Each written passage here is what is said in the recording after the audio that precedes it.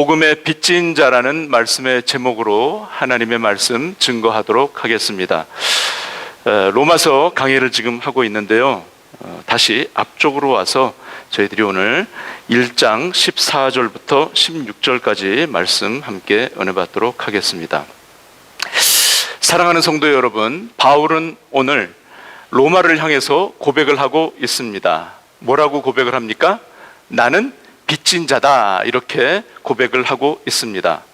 그런데 이 고백이 어디서 나오는 고백일까요? 바울은 그가 원해서 빚진 자가 된 것이 아닙니다. 그리고 바울은 그가 되고 싶어서 빚을 진 것이 아닙니다. 복음이 그를 빚지게 만들었어요. 복음이 그를 붙잡았기 때문에 빚진 자가 되었습니다. 주님이 먼저 은혜로 바울을 붙드셨고 그 은혜가 바울을 빚진 자 되게 만들었습니다. 그의 심장에서 빚진 자라는 마음을 갖게 되었습니다. 오늘 이 말씀이요, 로마라는 제국의 중심을 향해서 바울이 선포를 한 거예요.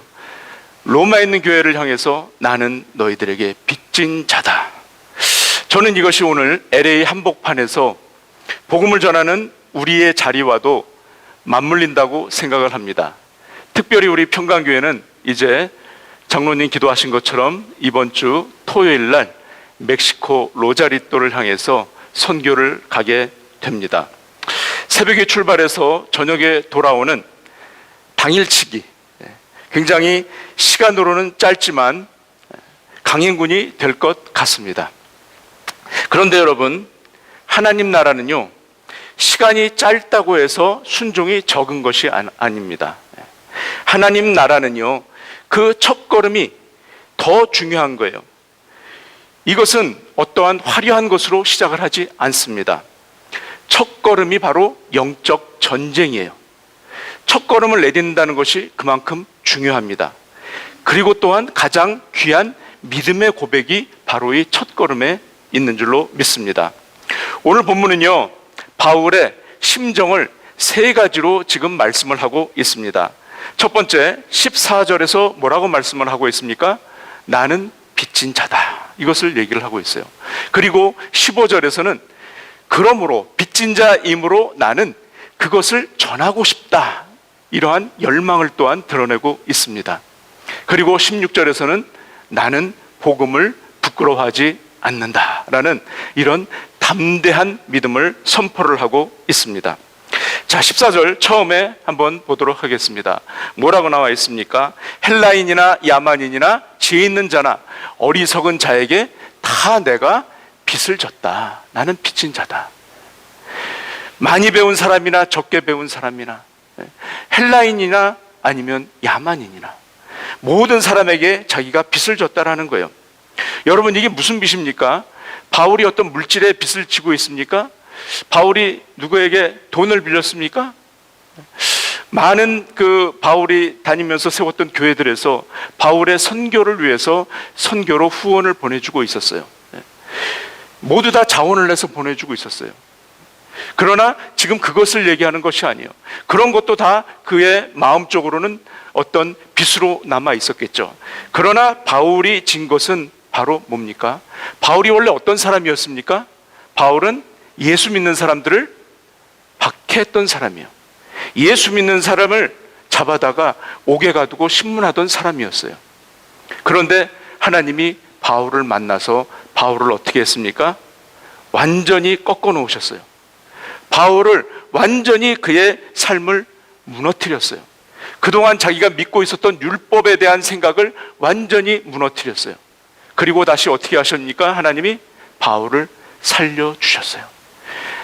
주님이 바울을 만나서 다시 살려주셨습니다. 바울은 그래서 이것을 깨달았어요. 그 후에 어떻게 변했습니까? 내가 산 것이 내 힘으로 된 것이 아니었구나. 내가 산 것은 오직 주님의 은혜였구나. 내가 지금까지 있는 것이 주님의 은혜로구나 하는 것을 바울이 깨닫게 되었습니다. 그래서 갈라디아서 2장 20절에 뭐라고 말씀을 하고 있습니까? 내가 그리스도와 함께 십자가에 못 박혔나니 그런즉 이제는 내가 사는 것이 아니요 오직 내 안에 그리스도께서 사시는 것이라. 이제 내가 육체 가운데 사는 것은 나를 위하여, 나를 사랑하사 나를 위하여 자기 자신을 버리신 하나님의 누구를요? 아들을 믿는 믿음 안에서 거하는 것이라. 이렇게 고백을 하고 있습니다. 자, 그러니 은혜를 받은 사람은요, 두 가지가 생겨납니다. 오늘 장로님 기도 속에서도 나왔습니다.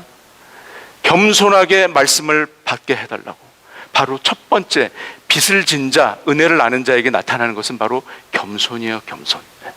나의 마음이 높아 있으면 아무리 좋은 말씀이라도 이것이 내 속에 안착이 될 수가 없어요.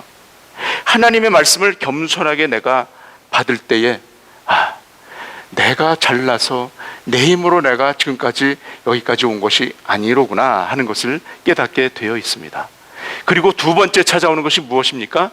바로 빚진 자라는 마음이 드는 거예요. 빚진 자.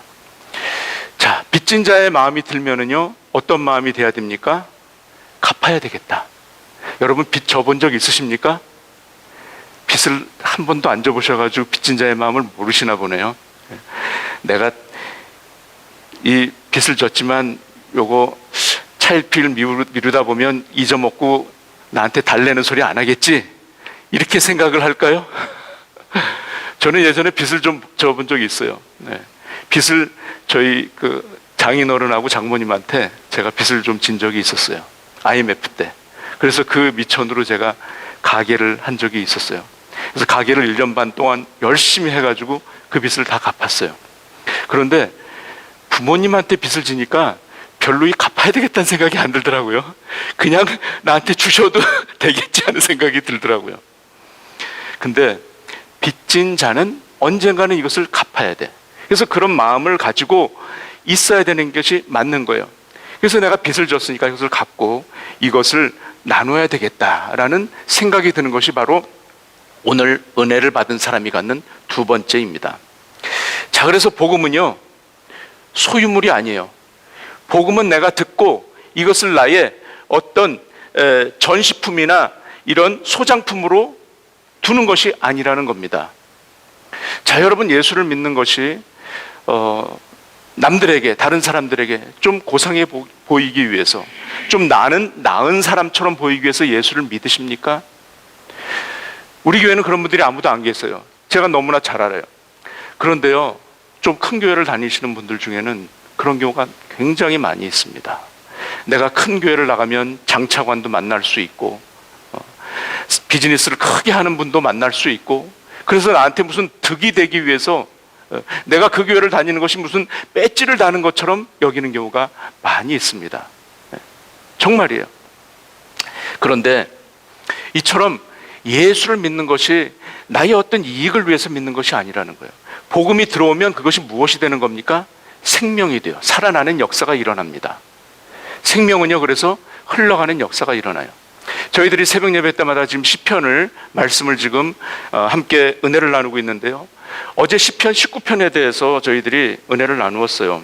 시편 19편은 하나님께서 저희들에게 주시는 책이 세 가지가 있다는 것을 말씀하고 있습니다. 하나님이 저희들에게 주시는 첫 번째 책은 자연계시, 자연이라는 거예요. 두 번째는 특별계시, 뭡니까? 성경이라는 거예요. 세 번째 책은 무엇입니까? 바로 저와 여러분, 내가 책이라는 거예요. 그리스도의 책이라는 거예요. 자, 그런데 이 성경에 대해서 아주 함축적으로 요약을 해서 잘 표현해 준 것이 바로 시편 19편 7절부터 10절에 나오는 말씀이에요. 여기서 오늘 7절과 8절에 나오는 말씀을 다시 한번 드리면, 여호와의 율법, 즉 성경을, 하나님의 말씀을 한꺼번에 이거를 다 표현할 수가 없어요. 그래서 그냥 한 단어로 표현할 수가 없기 때문에 여러 단어들을 지금 선택을 해가면서 하나님의 말씀은 이렇다라는 걸 지금 나타내고 있습니다. 여호와의 율법은 어떻다고요? 완전해서 영혼을 어떻게 한다고요? 소성시켜. 영혼을 살려.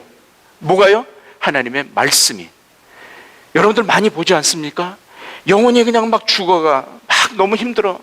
좌절감에 빠지고 자존감이 바닥을 치고 있는 그런 상태에 놓인 사람들에게 말씀이 들어가면 그 영혼을 살려.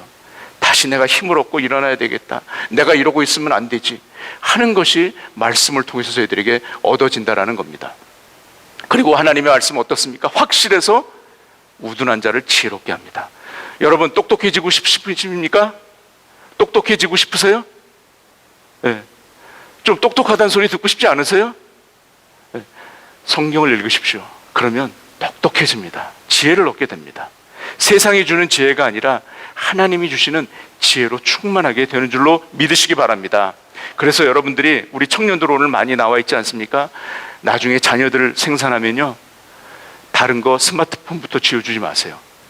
먼저 말씀으로 양육시키시기 바랍니다. 아멘입니까? 아니, 아멘 소리가 왜 이미 다 끊어지신 분들 속에서 왜 아멘이 나오시?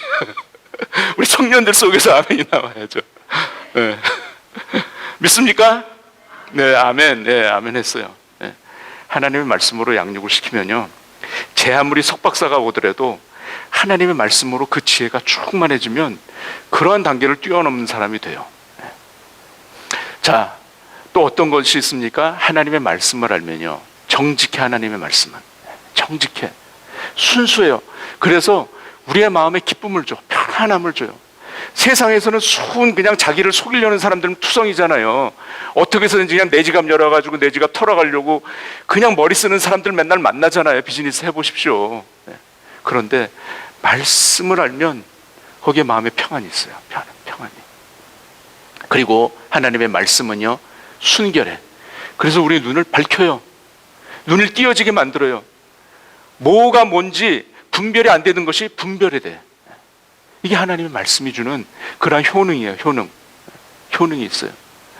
여러분, 제 아무리 공부를 많이 하고 내가 세상에서 많은 경험을 있어도 성경 말씀을 깊이 알 때에 하나님께서 놀라운 지혜를 주시는 줄로 믿으시기 바랍니다.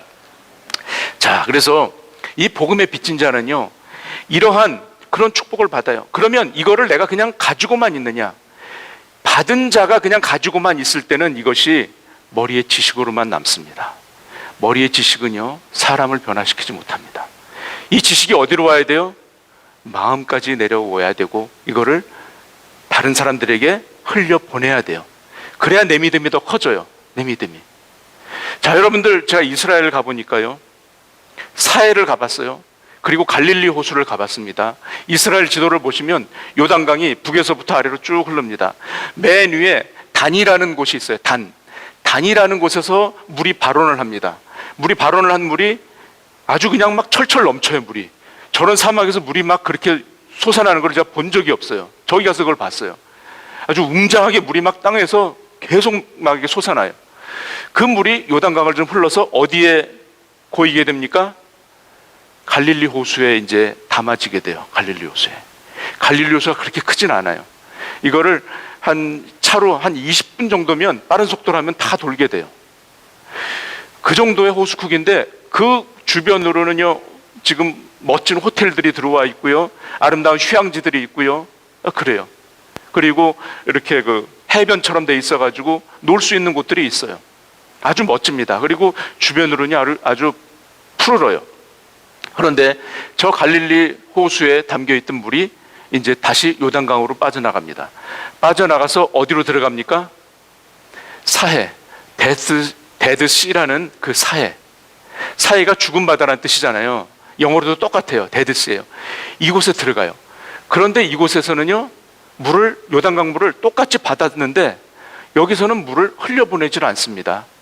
그냥 담아만 둬요. 그러니까 그 뜨거운 사막에서 물들이 어떻게 되겠어요? 다 증발을 해버려요. 증발을 해버리니까 물에 뭐가 제일 많이 남겠어요? 소금기만 남는 거예요. 그래서 생태계가 죽어 있어요. 살지를 못해. 그렇게 돼버리는 거예요. 자, 우리의 이 신앙도 마찬가지예요. 복음을 우리가 받기만 하면 그냥 머리 지식으로만 커질 수가 있어요. 이거를 받은 거를 어떻게 해야 돼요? 흘려 보내야 된다라는 것입니다. 자, 15절 한번 보도록 하시겠습니다. 15절 다 같이 읽습니다. 시작. 그러므로 나는 할 수 있는 대로 로마에 있는 너희에게도 복음 전하기를 원하노라. 자, 여기서 중요한 표현이 하나 있습니다. 무슨 표현일까요? 할 수 있는 대로입니다. 할 수 있는 대로. 할 수 있는 대로. 자, 바울은 지금 로마에 가고 싶어요. 내가 여러 차례 너희들에게 닿기를 원했어요. 그런데 형편이 그렇게 되질 않았어요. 여의치를 못했어요. 자, 그래서 이것을 길이 막혀 있어서 상황이 쉽지 않았음에도 불구하고 바울은 말하는 거예요. 뭐라고 얘기를 합니까? 상황이 내가 좀 좋아지면 너희들에게 가겠다. 이렇게 얘기합니까? 아니에요. 조건이 좋아지면 움직이겠다? 이렇게 얘기 안 합니다. 뭐라고 얘기합니까? 할 수 있는 대로. 내가 지금 할 수 있는 대로, 내가 힘 닿는 만큼 내가 지금 하겠다. 이 말씀을 제가 묵상하면서 저는 이 말씀이 오늘 저희들이 멕시코 로자리또 선교와 너무 닮았다라고 생각이 들었어요. 자, 당일치기입니다. 굉장히 짧습니다. 피곤할 거예요, 분명히. 새벽부터 저녁까지. 이건 뭐 불보듯 뻔해요. 그런데 우리는 무엇을 고백합니까? 무엇을 고백합니까? 우리 교회 아직 인원도 얼마 안 되는데 무슨 선교예요. 조금 더 있다 선교하시죠. 가는 차량도 안 될 텐데 나중에 교회 좀 큰 밴 하나 사고 그러면 그때 하시죠. 우리 교회 살림도 아직 넉넉지 못한데 나중에 좀 넉넉해지면 하죠. 다 연세 드신 분들만 계신데 젊은 사람 올 때까지 좀 기다렸다가 선교하죠. 이렇게 얘기할 수가 있어요. 그런데 저희는 지금 첫 발을 내딛는 거예요. 첫 발을. 뭘로요? 믿음으로 첫 발을 내딛는 거예요. 믿음으로. 주님, 할 수 있는 데까지 우리가 순종하겠습니다. 할 수 있는 대로 순종하겠습니다. 주님, 우리의 첫 발을 내딛게 해 주십시오. 주님 말씀 믿고 우리가 첫 발을 내딛겠습니다. 이 믿음 갖고 가는 거예요. 그래서 선교는요, 거창함으로 시작되지를 않습니다. 선교는 무엇으로 시작됩니까? 순종으로 시작되는 줄로 믿습니다. 순종으로.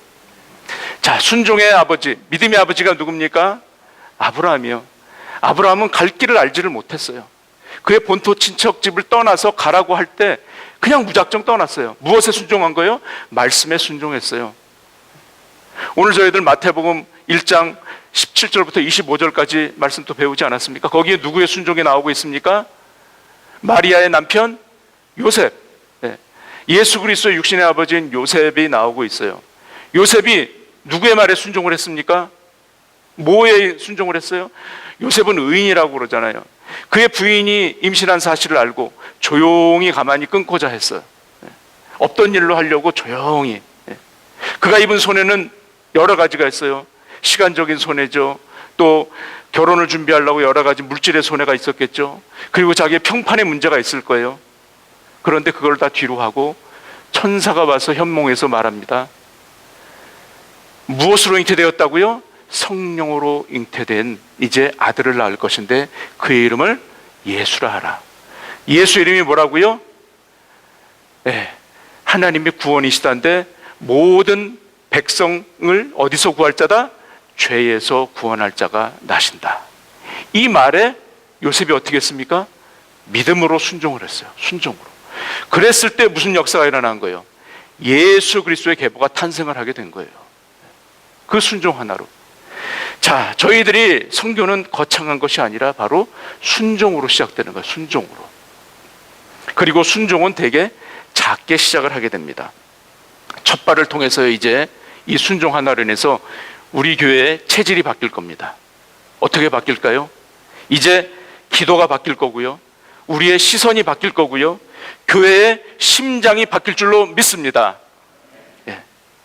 심장이 바뀔 거예요. 어떻게 바뀌느냐? 편안함에서 복음으로 바뀔 거예요. 안락한 거에서 복음으로 바뀔 거예요. 좀 불편해도. 그리고 나만에서 우리만에서 열방으로 향하는 그러한 우리 교회의 체질이 바뀔 줄로 믿으시기 바랍니다. 이것이 얼마나 중요하냐면요, 제가 이걸 그냥 하는 얘기가 아닙니다. 제가 지금 연초에 사가지고 읽는 책이 2개가 있는데요, 목회 데이터 연구소라는 한국의 이제 목회에 대해서 연구만 하는 연구소에서 나온 책이 있어요. 첫 번째 책이 부흥하는 교회, 쇠퇴하는 교회가 있어요. 그 다음에 또 하나가 2026년 한국교회 트렌드 2026이라는 책이 있어요. 여기에 보면요, 전도 선교에 대해서 성도의 만족을 노력을 많이 하는 교회, 관심을 많이 하는 교회, 68.4%가 있는 교회는 성장을 하더라는 교회. 성장을 하더라는 거예요. 요즘 같은 시대예요. 그런데 이 선교나 전도에 대해서 만족하고 관심 갖는 성도가 37.2%인 이 교회들은 다 쇠락한다라는 거예요. 자, 보십시오, 여러분들. 70년대, 80년대 제가 그때 전도사로 있을 당시에 한국 교회가 그냥 간판만 걸면, 교회 간판만 걸면, 밖에 십자가만 꽂으면 성도들이 그냥 왔어요. 그냥. 네. 제가 섬겨본 교회 중에서는 이 상가 건물에서 있었던 교회들도 많이 있어요. 상가 교회 건물을 얻어서라도 해도 교회가 됐어요. 네. 부흥했어요. 미국 교회는 어떻습니까? 미국에 있는 한인교회는요, 더 했어요. 이민자들이 몰려왔죠. 유학생들이 몰려왔죠. 가만히 있어도 매주 등록하는 사람들이 넘쳐났어요.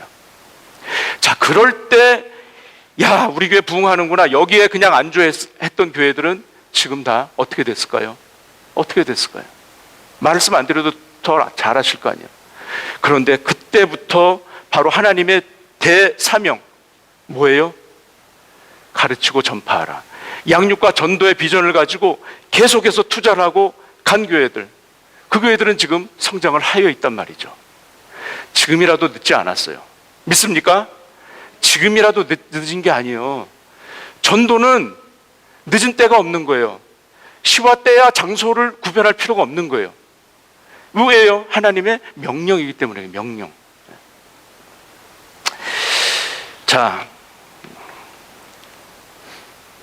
그래서 16절 한번 이어서 보시도록 하겠습니다. 16절 우리 다 같이 한번 또 읽겠습니다. 시작.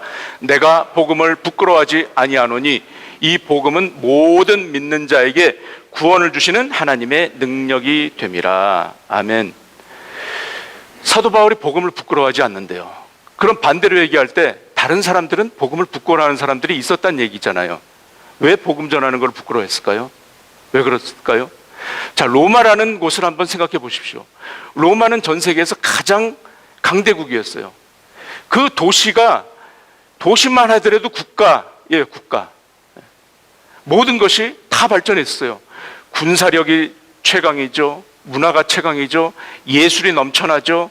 정치가 아주 고도로 발달됐죠. 철학이 있죠. 권력이 있죠. 경제가 잘 돌아가죠. 모든 것 하나 부러울 게 없고 편안하고 안락한 그런 도시란 말이죠. 세상의 기준으로 볼 때 로마는 별점 몇 점이었을까요? 로마는 별점 몇 점? 지난주에 하신 거 다 잊어버리셨나요? 지난주 들은 말씀. 지난주 제목이 뭐였습니까? 네, 별점 인생, 은혜 인생. 로마는 별점으로 따지면 몇 점인가요? 5점 만점에 5점인 도시예요. 여기서 복음을 전한다는 건요, 우스운 얘기예요. 우스운 얘기예요. 무슨 복음이 무슨 필요가 있어. 무슨 예수 그리스도가 어쩌고 영생이 어쩌고 저쩌고. 부끄러운 일이 될 수가 있어요. 그런데 바울은 그 한복판에 얘기를 하는 거예요. 나는 복음을 부끄러워하지 않는다. 왜요? 복음이 무엇이기 때문에요? 하나님의 능력이 되기 때문에. 지금 우리 PPT 해준 우리 제프리 집사님이 저렇게 탁탁 해주니까 제가 얼마나 좋은지 모르겠어요. 여러분들에도 다시 한번 로마 저 상황을 한번 보여주세요. 예, 저렇게 화려한 도시예요. 높고 멋있는 건물들이 서 있고. 자, 그러면 저희들은 정작 무엇을 부끄러워해야 될까요? 여러분, 한번 생각을 해보세요. 가슴에 손을 얹고 한번 생각을 해보세요. 나는 복음에 부끄러움 없는 삶을 살았는가? 나는 정말 복음을 부끄러워하지 않는가? 정말 부끄러워야 될 건 뭔지 아세요? 내가 믿는 자라고 하는데, 나는 교회 직분자라고 하는데 세상 사람들을 만나면 아무 소리도 못하는 거. 아무 소리도 못해. 나는 교회 나간다 소리도 안 하고 그냥 꿀먹은 벙어리로 똑같이 그냥. 왜? 얘기했다가는 그 자리에 같이 어울리질 못할 것 같으니까. 세상 사람들이 하는 거 똑같이 해. 거기서 재미를 얻고 거기서 즐거움을 얻고 거기서 막 새 생명이 막 넘쳐나는 것 같아. 그거는요 사실 잠깐이에요. 잠깐. 기쁨은 두 가지라고 그랬잖아요. 어떤 기쁨이에요? 말초적인 기쁨 주는 거, 쾌락인 거. 말초적인 걸 자극하는 걸수록 기쁨이 순간적으로 더 커지지 않습니까? 뭐예요? 중독성이 있는 것들이잖아요. 말씀 안 드려도 알잖아요. 그런데 하나님의 말씀은요, 당장은 이게 기쁨인지 몰라. 그런데 하나님 말씀은 계속해서 기쁨이 넘쳐나잖아요. 자, 내가 수십 년을 예수를 믿었지만 어디 가서 한 번도 예수 믿는 소리 한 번도 못해. 이거 부끄럽게 여기셔야 돼요. 내가 예수 오랫동안 믿었다는데 어디 가서 기도 한마디 못해? 이거 부끄럽게 우린 여겨야 되는 거예요. 가슴에 손을 얹고 생각을 해보세요. 이건 자랑거리가 아닙니다, 정말. 그래서 복음을 좀 진지하게 한번 여러분들 생각해 보신 적 있어요? 나에게 복음이란 무엇인가? 진지하게. 목사님 설교가 요즘 잘 안 들어와. 교회를 한번 옮겨볼까? 교회를 백날 옮겨 다녀보세요. 말씀 좋다는데 옮겨 다녀보세요. 내가 변하지 않고 내가 복음에 대해서 진지하게 한 번이라도 생각해 보지 않으면요, 이거 백날 아무리 해도 아무 소용없어요. 복음이 나에게 도대체 뭔가? 복음이 나를 어떻게 변화시켰는가? 나는 복음을 부끄러워하지 않는가? 나는 예수를 믿는 것이 자랑스러운가? 이걸 한번 생각해 보시란 말이에요. 복음은 하나님의 능력이 됨을 믿으시기 바랍니다. 사도 바울이 오늘 복음을 부끄러워하지 않았다고 그러잖아요. 이 복음은 모든 믿는 자에게 구원을 주시는 하나님의 능력이 됨이니라. 능력이.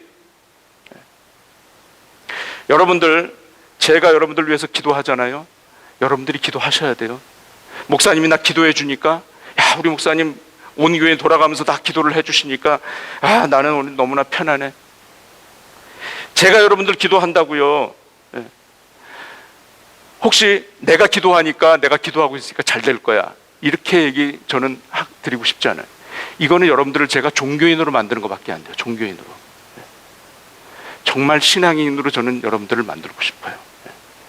정말 여러분들이 말씀 붙잡고 기도해서 복음을 부끄러워하지 않는 그런 복음의 빚진 자의 가슴을 얹기를 간절히 축원드립니다. 자, 복음에는 능력이 있다고 그러지 않았습니까? 어떤 능력이 있습니까?